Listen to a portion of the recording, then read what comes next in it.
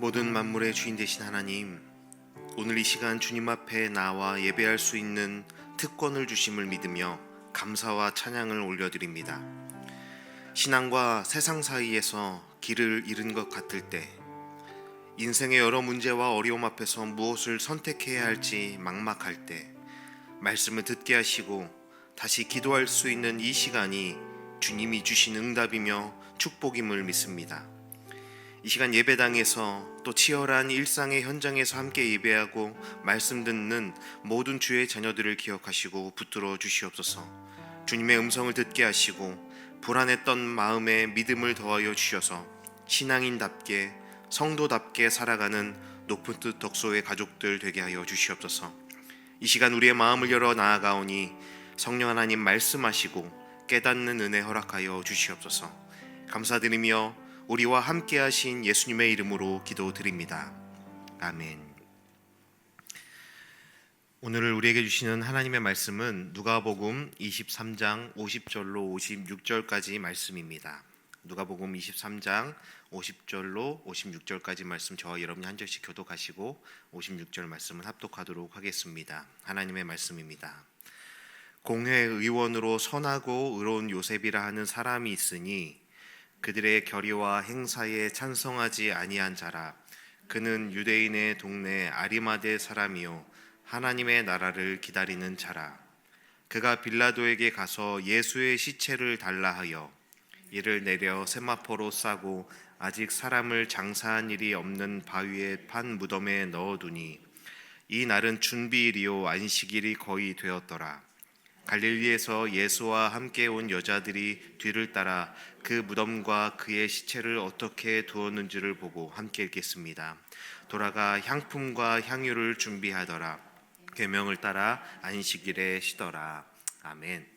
오늘도 함께 예배의 자리 가운데 나오신 여러분들 주님의 이름으로 환영하고 축복합니다. 오늘도 우리에게 주시는 귀한 말씀을 통해서 또 세상 속에서 살아가는 우리에게 또 힘 주시는 주님의 그 마음을 함께 누리며 나아가는 시간 되기를 바랍니다. 사순절 잘 보내고 계신가요? 예, 저는 참 많이 부끄러운 그 시간이 있었습니다.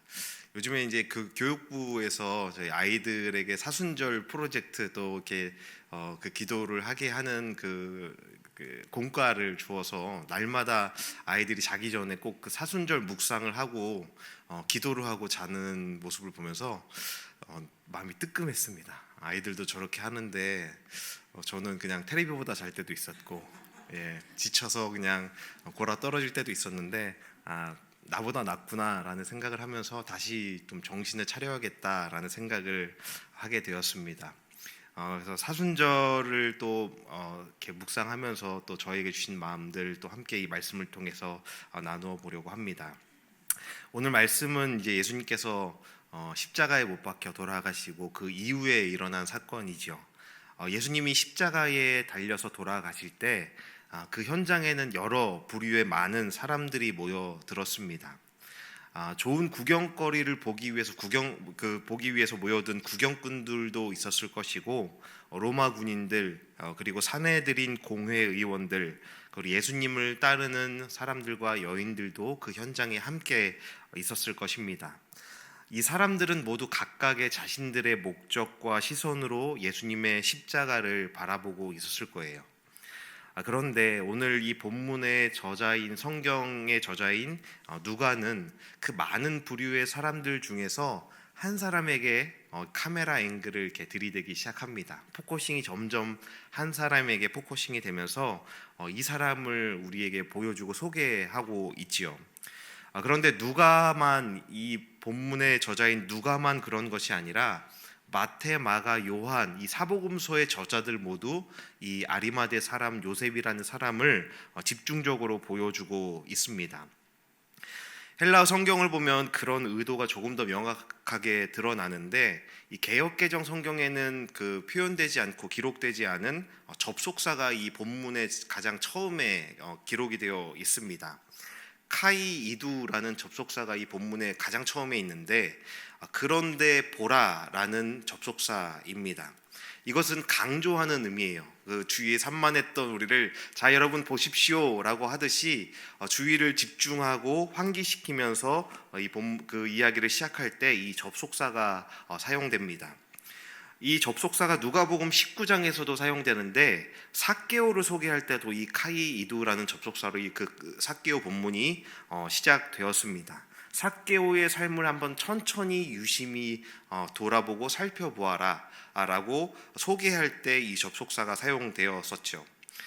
이 접속사가 수식하고 있는 이 아리마대 사람 요셉이 누구인지, 그가 어떤 사람이고 어떤 선택을 했는지 집중해서 보아라 라고 이 본문의 저자는 저에게 말을 걸고 또 단서를 제공하고 있는 것입니다. 그렇기 때문에 저자의 의도대로 그 아리마대 사람인 요셉에 대해서 오늘 좀 자세하게 살펴보면서 그가 했던 행동들, 그가 내렸던 선택을 통해서 오늘 우리에게 주시고자 하는 말씀과 도전이 무엇인지를 함께 나누어 보려고 합니다. 이 요셉이란 사람을 함께 좀 살펴보자면 요셉은 공회의원이라고 먼저 소개되고 있습니다. 여기서 공회라는 것은 당시 유대 사회의 최고 권력 기관이었던 사내들인 공의회를 의미합니다.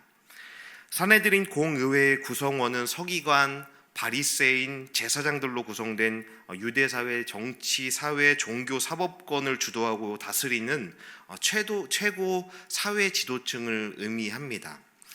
지금으로 말한다면 정치, 종교, 사법, 교육에 관한 권위를 한 기관에서 갖고 있다라는 뜻이죠. 얼마나 막대한 영향력을 가진 단체인지 무리인지 이해할 수 있는 겁니다. 즉 요셉이라는 이 아리마대 사람 요셉이라는 이 사람의 사회적 지위는 굉장한 영향력을 가진 사회 고위층, 최고위층 사람이었다라는 것입니다. 또한 이 마태복음에 의하면 요셉은 엄청난 부자였다라고 합니다. 마태복음 27장 57절에 이렇게 기록되어 있는데, 저물었을 때에 아리마대의 부자 요셉이라 하는 사람이 왔으니 그도 예수의 제자라라고 직접적으로 이 요셉을 부자라고 언급하고 있습니다. 소개를 할 때 이 사람은 부자였다라고 소개가 되고 있다라는 것이죠. 어느 정도였는지, 어느 정도 부자였는지 알 수 있는 단서가 오늘 본문 53절에 나오는데 우리 한 목소리로 함께 읽어보겠습니다. 이를 내려 세마포로 싸고 아직 사람을 장사한 일이 없는 바위의 판 무덤에 넣어두니.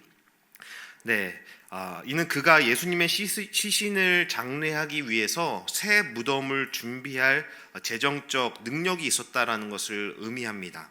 여기서 말하는 이 무덤이라는 것은 우리나라의 분봉이나 평토장 같은 땅에다가 매장하는 무덤이 아니라 큰 바위, 집채만한 바위를 깎아서 동굴처럼 만든 집과 같은 무덤을 의미하는 것입니다.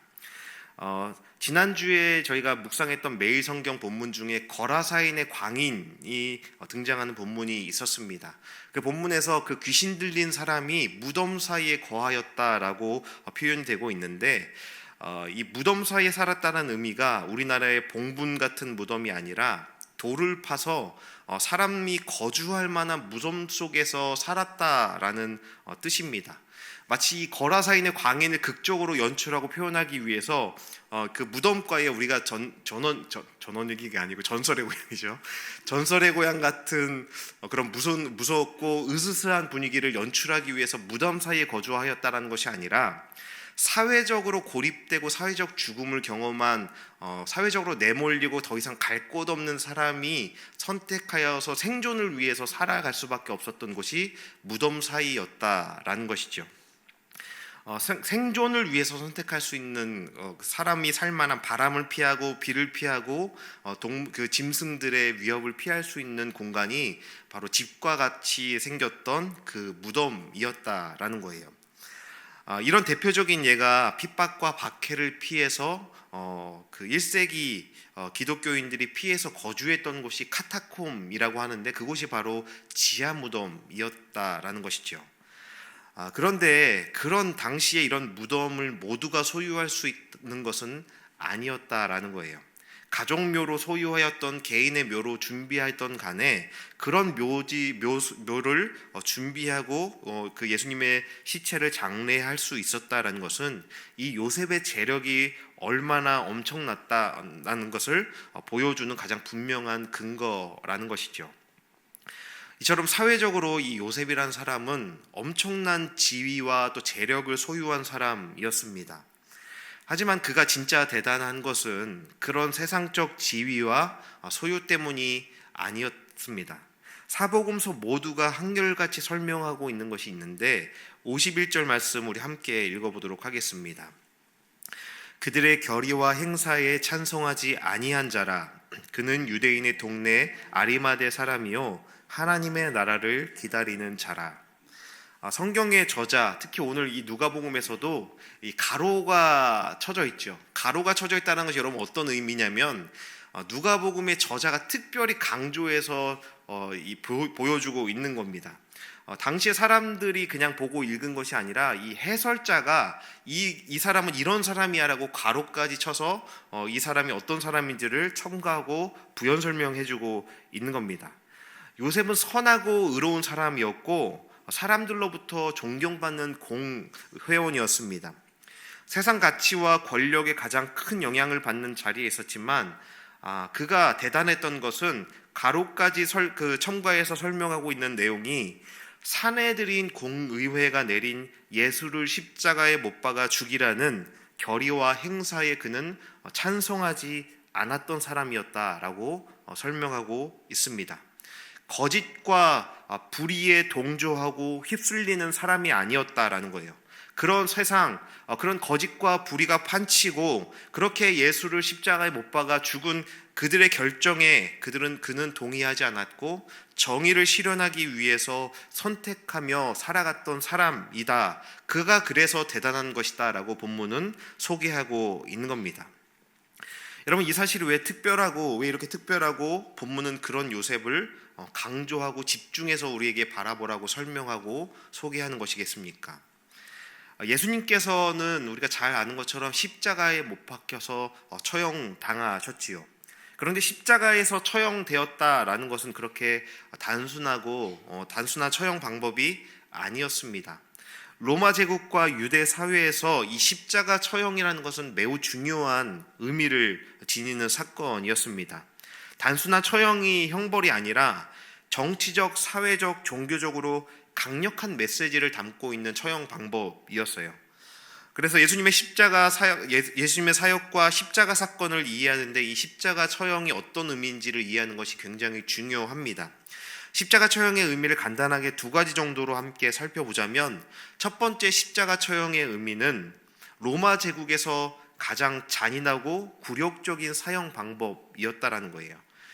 십자가 처형은 총사령이나 참수형 같이 순식간에 목숨을 끊는 사형 방법이 아니라 극심한 고통과 수치를 지속적으로 주는 방법이었습니다.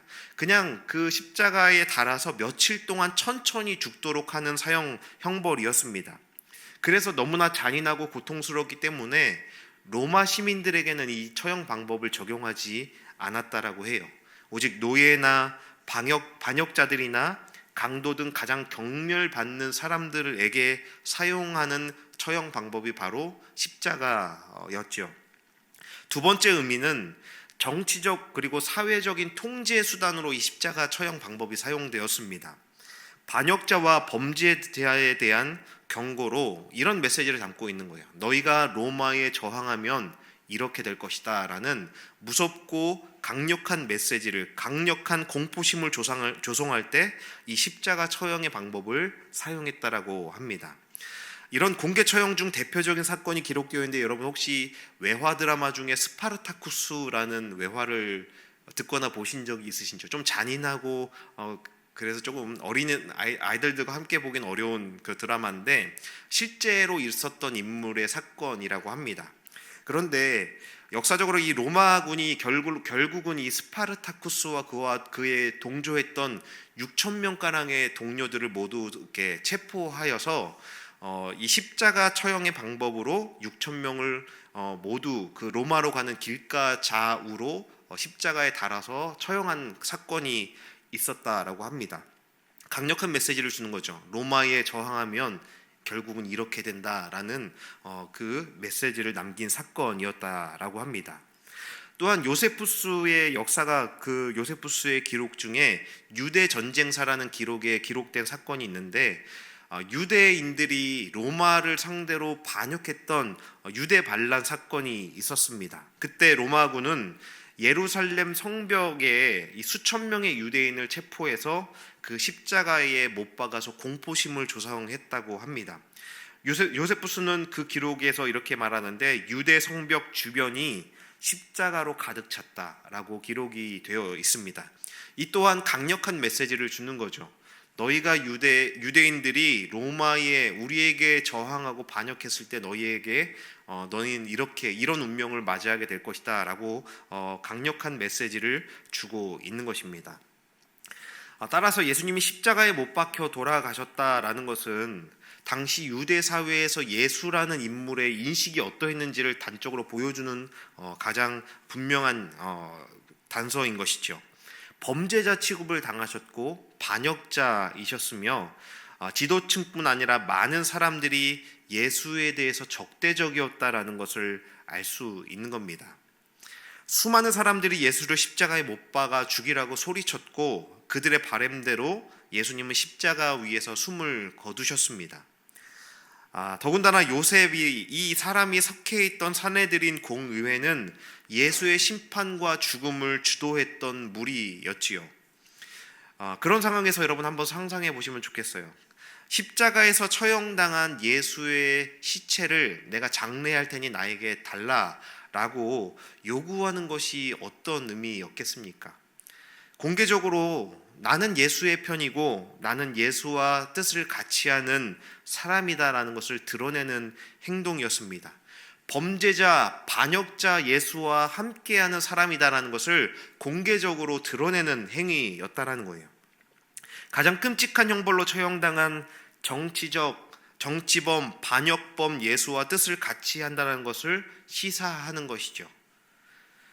그렇기 때문에 예수님과 3년간 동고동락했던 예수의 제자들 모두 예수님께서 십자가에 못 박혀 돌아가시자 아무도 나서서 예수님의 시체를 장례하려 하지 않은 겁니다. 모두 그렇게 떵떵거리며 큰 소리를 쳤지만 정작 예수가 십자가에 못 박혀 돌아가시자 예수를 피해 달아났고 여기저기 숨어 있었던 것입니다. 그래서인지 이 마가복음에서는 이런 요셉의 행동을 재밌는 표현으로 표현하고 있습니다. 그의 행동을 당돌하다라고 표현하고 있어요. 당돌하다.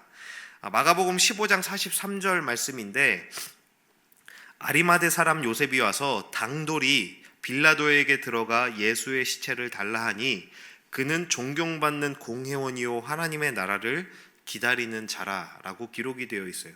여러분 여기서 당돌해서 그가 하나님의 나라를 기다렸다라는 것과 무슨 연관이 있겠습니까? 우리가 이해하는 당돌함과 의미가 조금 다른 겁니다. 이 당돌하다라는 이 단어의 정확한 의미는 헬라어에서 대담하게 행동하다, 용기를 내다라는 의미예요.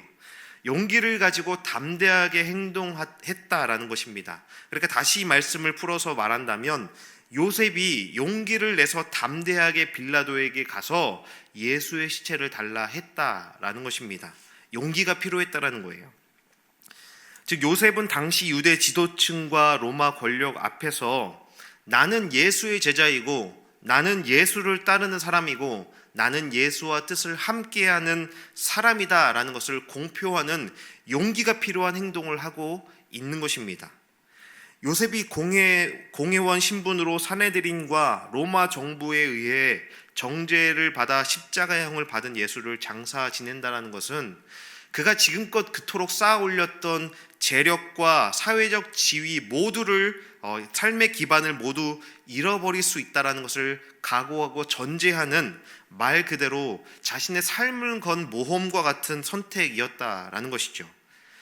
아리마대 사람 요셉은 자신이 살아가는 세상의 삶과 믿음을 지키며 살아가는 신앙의 삶 사이에서 그 사이에 끼어서 많은 고민을 했을 겁니다. 여러분 그의 고민이 무엇이었겠어요?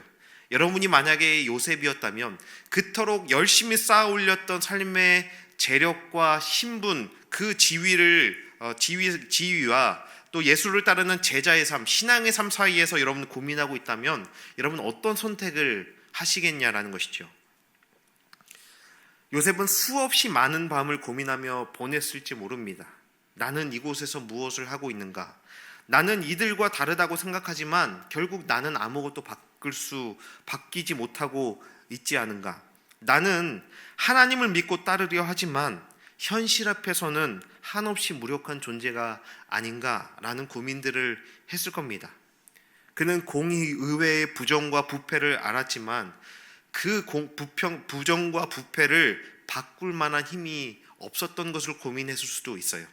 이건 분명히 잘못된 거야, 이건 잘못된 거야, 부당한 거야 라는 것을 알고 있었지만 자신의 신앙으로 그 거대한 물줄기를 틀 수 있는 힘이 없었던 것에 대해서 고민했을 수도 있다는 거예요.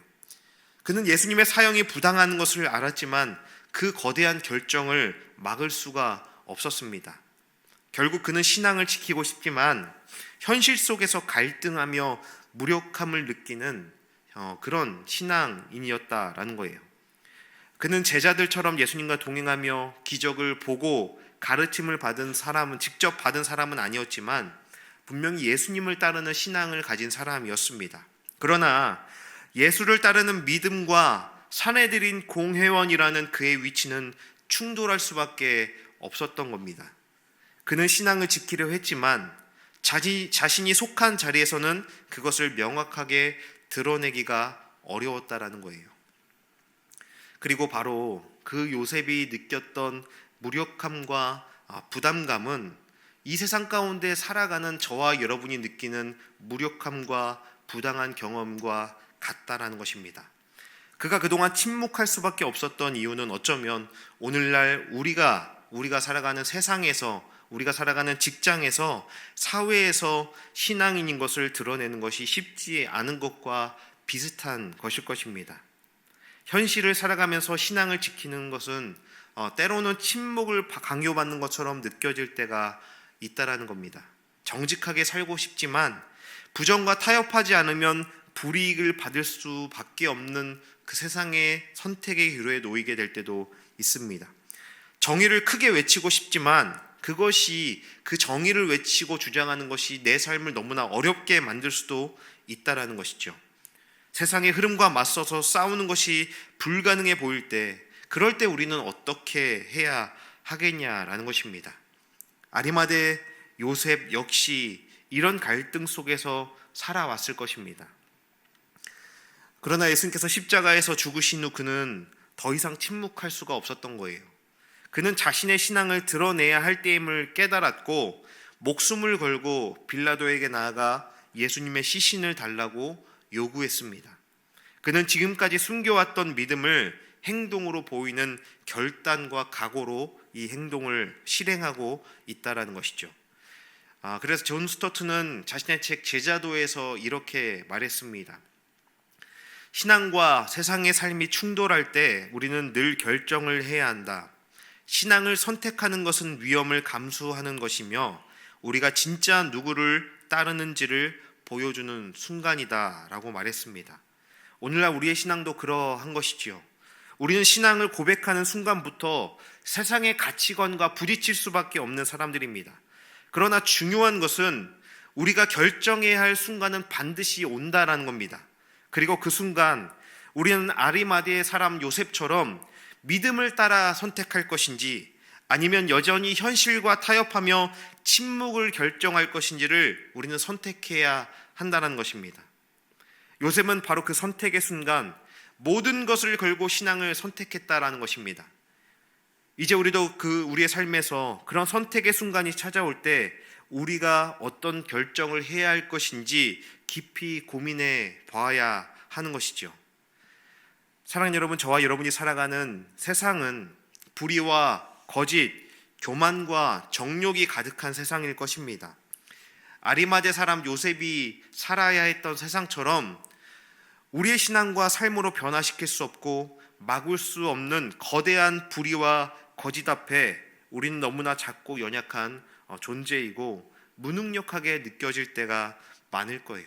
나 하나 달라진다고, 내가 다른 선택한다고 뭐가 달라지겠느냐라는 생각을 하게 될 때가 있을 겁니다.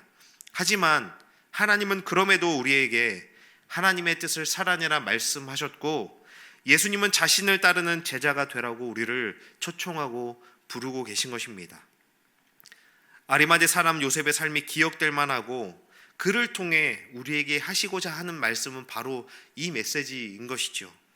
요셉의 모험은 그가 높은 지위에 있었고 많은 힘을 가지고 있었고 많은 소유를 가지고 있었기에 가능한 것이 아니었다라는 것입니다. 가진 것이 많은 사람이었기에 가능한 것이 아니었습니다. 사회적으로 어떤 지위에 오르고 내가 가진 것이 있을 때 내가 말씀으로 살아가겠다고, 아니 살아갈 수 있다라고 말하는 기독교인들을 많이 만나 보았습니다. 하지만 그렇지가 않다라는 거예요. 많이 가지면 많이 가진 것을 지키기 위해 더 급급해질 것이고, 높은 지위에 올라간다면 사람들의 평판을 신경 쓰기 때문에 더 선택하기가 어렵다라는 겁니다. 요셉이 이렇게 선택할 수 있던 것은 높은 지위와 많은 것을 가졌기 때문이 아니었다라고 본문은 말하는 겁니다. 우리의 삶이 안정되고 가진 것이 많아지면, 사회적으로 어느 정도 위치에 오르면 내가 힘을 갖게 되고, 그러면 내가 하나님의 말씀대로 살아갈 수 있는 그 선택을 할 수 있지 않겠습니까? 라고 질문할 수 있지만 그렇지가 않다라는 겁니다. 더 많은 것을 소유하기 위해 목매게 될 것이고, 어렵게 오른 사회적 지위와 평판을 유지하기 위해 더 많은 사람들의 눈치를 보게 될 것입니다. 오늘 본문에서 요셉에 대해 설명할 때 그는 그들의 결의와 행사에 찬성하지 아니한 자라고 말합니다. 세상의 권력이 말하고 요구하는 결정과 행동 양식을 따르지 않았다는 뜻입니다. 돈과 소유와 권력이 지배하는 세상 가치를 따르지 않았다라는 뜻입니다. 그렇게 그의 삶의 가치와 방식은 세상에서 모험과 같은 인생이었고, 모든 것을 잃을 수 있는 순간에 처하기도 했던 것입니다. 더 많이 가졌기에 더 많이 잃을 각오가 필요한 것이었죠. 여러분, 그가 어떻게 그런 모험을 감수할 수 있었겠습니까? 그가 그 모험을 선택할 수 있었던 이유가 무엇이었겠어요? 그에게는 분명한 삶의 목적과 가치가 있었습니다. 그에 대한 부연 설명 중에 또 한 가지가 있지요. 그는 하나님의 나라를 기다리는 자였기 때문이라는 겁니다. 그는 이미 세상적으로 성공하고 많은 것을 가진 사람이었지만, 세상에서 부러울 것이 없는 사람이었지만, 그 가치보다 그는 하나님 나라를 기다리는, 하나님 나라라는 가치를 마음에 품은 자였기에 이 선택을 실행할 수 있었던 겁니다.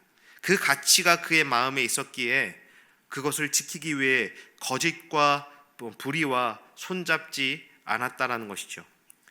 믿음의 장이라 알려진 히브리서 11장 24, 25절의 고백과도 같습니다. 모세가 선택했던 것과 같은 것입니다. 믿음으로 모세는 장성하여 바로의 공주의 아들이라 칭함을 거절하고 도리어 하나님의 백성과 함께 고난받기를 잠시 죄악의 낙을 누리는 것보다 더 좋아하고, 바로 이 요셉의 선택이 이 모세의 선택이었고, 이 선택이 바로 저와 여러분에게 요구하시는 하나님의 부르심인 겁니다. 아리마대 사람 요셉은 세상에서 누리는 유익보다 하나님 나라가 임할 것이라는 분명한 신앙의 고백과 하나님 나라의 가치를 품은 사람이었습니다. 이 세상에서의 유익과 명예, 권력과 기득권보다 더 중요하고 포기할 수 없는 참된 가치와 삶의 의미를 발견한 사람이었기에 그는 모험할 수 있었던 것이죠. 그렇게 모든 것을 잃을 것 같은 그 순간에도 믿음으로 선택할 수 있었고 살아낼 수 있었던 것입니다. 일상과 신앙 그 사이에 끼어서 갈팡질팡하는 모습이 아니라 자신이 믿음으로 살아내야 할 때, 선택해야 할 때 담대히 믿음의 삶을 선택할 수 있었던 것입니다. C.S. 루이스가 순전한 기독교라는 자신의 책에서 이렇게 말했습니다. 하나님을 향해 나아가는 사람은 기어오르듯 올라가야 하며 게으름과 타협은 신앙을 약화시킨다. 신앙을 선택하는 것은 곧 세상을 거스르는 것이며 우리는 예수를 선택하는 순간 세상의 기대를 벗어 던져야 한다. 이 C.S. 루이스는 신앙을 선택하는 것이 결코 쉬운 것이 아니다라고 말하면서 기어오르듯이라는 표현을 씁니다. 이 말이 처음에는 무슨 의미인지 몰랐습니다. 그런데 이 말의 의미를 이렇게 해석할 수 있을 것 같습니다. 너무 가파른 산을 올라가면 두 발로 올라가는 것보다는 마치 기어오르듯 네 발로 손과 발을 다 사용하여서 올라가야 하는 산들이 있지요. 이 거친 세상에서, 이 불의한 세상에서 신앙인으로 살아가는 것은 때로 그렇게 가파른 산을 기어오른 것과 같은 삶이어야 한다는 겁니다. 신앙의 길은 자연스럽게 흘러가는 길이 아니라 의식적으로 노력하고 결단해야 하는 길이라는 것입니다.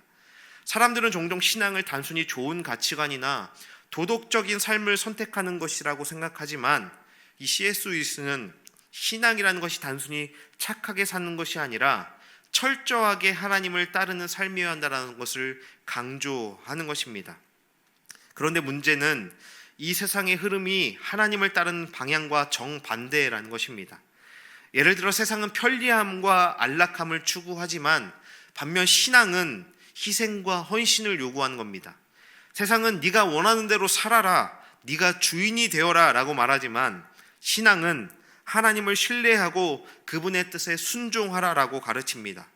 결국 신앙을 선택하는 것은 세상의 흐름을 거스르는 것이고 그러다 보면 어렵고 힘든 순간이 찾아온다라는 것입니다. 루이스는 게으름과 타협은 신앙을 약화시킨다고도 말합니다. 하나님을 따르기로 했을 때 처음에는 우리가 뜨거운 마음, 열정이 있어서 하나님을 따르지만 시간이 지나면 편한 길을 찾고 싶어질 때가 있습니다.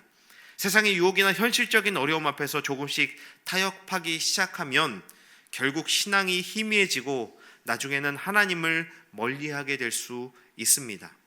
신앙은 자동으로 유지되는 것이 아니라 계속해서 하나님을 선택하는 능동적인 결단이 필요한 것이죠.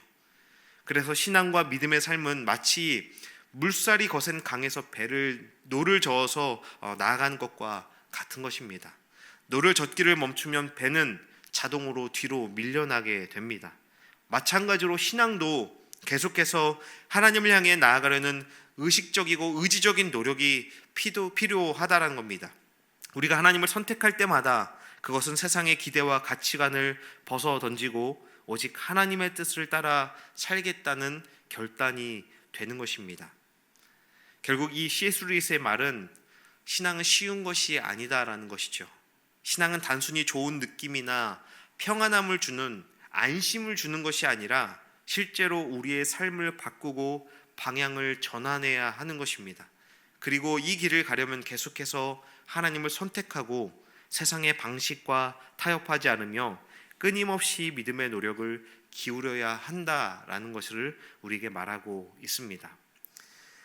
사랑하는 여러분, 예수님은 우리에게 세상의 가치와 힘을 역전시킬 만한 믿음을 요구하는 것은 아닙니다. 너무 부담을 갖지 않으셔도 됩니다. 우리가 그럴 만한 능력이 없고 또 할 수 없다라는 것을 우리보다 너무나 잘 알고 계실 겁니다. 대역전 드라마를 만드는 영웅이 되라고 우리에게 이 말씀을 하시는 것이 아닙니다. 그저 하나님의 말씀을 믿으며 우리 각자의 일상의 삶의 자리에서 그렇게 작은 모험을 계속하는 작은 그 일상을 살아가는 예배자들을 원하시는 것입니다. 한 번에 거칠게 내쉬는 숨이 아니라 한 번에 거칠게 몰아쉬는 어색한 호흡이 아니라 잔잔하게 지속되는 호흡과 같은 믿음의 삶을 살아가라고 말씀하시는 것입니다. 사랑하는 여러분, 믿음으로 살아내야 할 기회를 주실 때 우리가 이 요셉과 같이 주님을 믿으며 모험을 감행할 수 있는 그런 삶이 되기를 바랍니다. 내가 가진 세상의 가치를 붙잡고 지키기 위해 마치 제자들이 여기저기 숨어 버렸던 것처럼 일상의 틈 여기저기로 숨어 버리는 신앙인들이 아니라 세상의 부당함과 불의와 거짓 앞에 당대하게 당돌하게 나아가 하나님 나라 백성의 정체성을 드러낼 수 있고 살아낼 수 있는 저와 여러분이 되기를 간절히 원합니다. 영웅이 아닌 일상의 순례자로 우리에게 주어진 믿음의 삶을 더딜지라도 멈추지 않고 그렇게 한 걸음 한 걸음 살아갈 수 있는 저와 여러분의 참으로 복된 삶이 되기를 주님의 이름으로 축원드립니다. 우리 함께 오늘 말씀을 기억하면서 우리의 정체성을 함께 고백했으면 좋겠습니다. 내가 서 있는 곳 그 어느 곳이라도 나는 예배자로 살아가겠습니다. 여러분, 이 신앙의 고백을 주 앞에 고백하며 함께 찬양하고 기도하며 함께 나가십시다.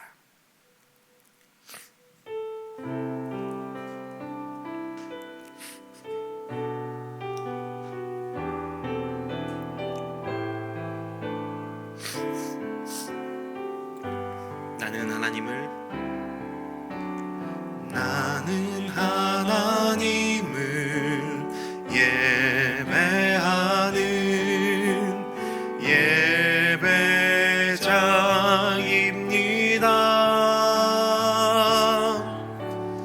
내가 서 있는 곳 어디서나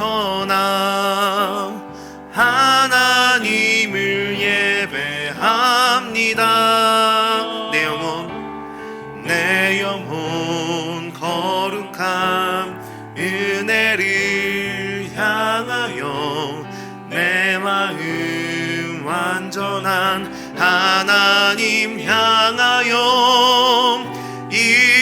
이곳에서 바로 이 시간 하나님을 예배하. 다시 한번 우리 믿음으로 고백합니다. 나는 하나님을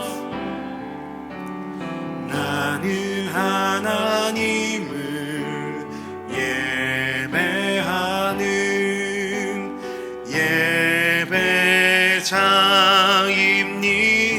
내가 서 있는 곳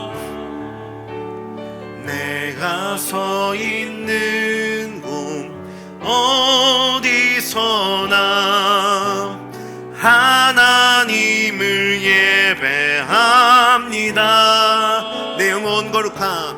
내 영혼 거룩한 은혜를 향하여 내 마음 완전한 하나님 향하여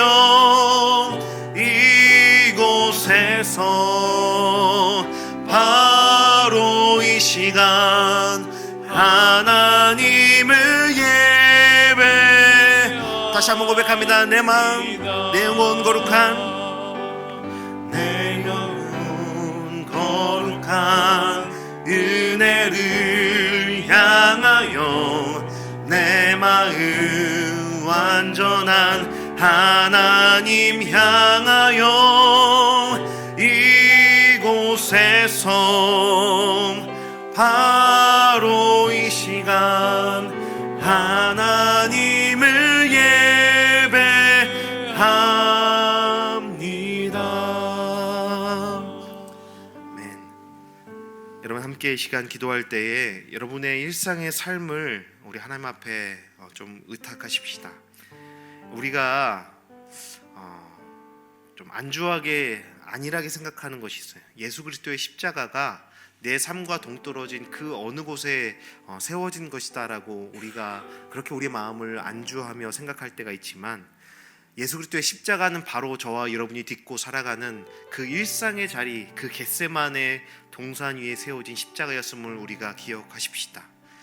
우리가 어느 시점에 되어서 기회가 되었을 때, 내가 어느 정도 기준을 갖추고 힘을 갖고 소유를 하게 되었을 때 내가 그때 믿음을 살아내겠습니다라고 말하는 것을 하나님께 원하는 것이 아니라, 하나님은 지금 우리가 딛고 살아가는 그 일상의 자리에서 십자가를 선택하며 예수의 제자로 당돌한 믿음을 가지고 담대하게 용기 있게 선택하며 살아가는 믿음을 살아내라라고 말씀하는 것입니다. 우리 시간, 우리가 마주하고 있는, 직면에 있는 크고 작은 선택의 모든 시간들을 하나님 앞에 맡겨드리십시다.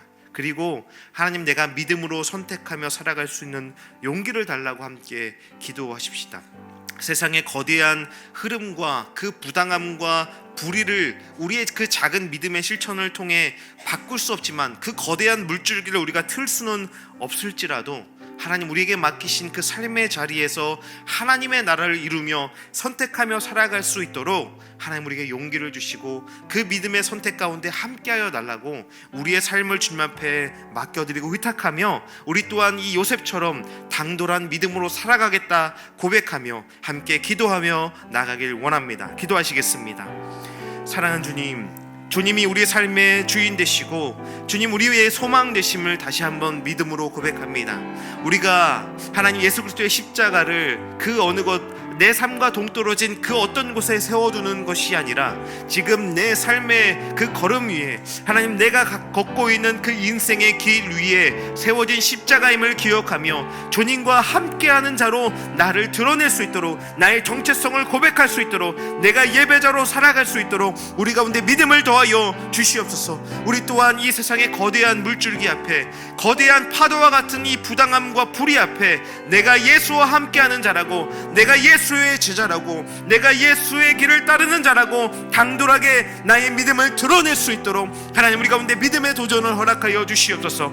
하나님 우리의 선택의 순간에 우리에게 허락하신 그 믿음의 삶을 살아가라 말씀하시는 그 선택의 기로 앞에서 우리가 비겁한 자로 살아가지 않도록 우리 가운데 믿음을 더하여 주시고 하나님 두렵고 떨림으로 우리의 구원을 이루어가는 그 과정 가운데 주님 함께하여 주시옵소서. 때로는 우리의 많은 것들을 잃어버릴지도 있고 우리가 손해보며 그렇게 세상에서 비웃음 당할지도 모르지만 그럼에도 하나님 당돌한 믿음으로 담대한 용기로 믿음을 선택할 수 있는 하나님 예배자로 살아가는 우리가 될 수 있도록 그런 우리의 삶을 지지하시고 우리와 함께 하시는 성령 하나님의 도우심을 우리가 누리며 살아갈 수 있도록 하나님 우리 또한 예수와 함께하는 요셉처럼 살아갈 수 있도록 우리 가운데 용기를 더하여 주시고 우리를 위로하시고 함께하여 주시옵소서. 사랑의 주님, 오늘도 귀한 말씀으로 우리의 삶을 도전하시고 인도하심을 감사드립니다.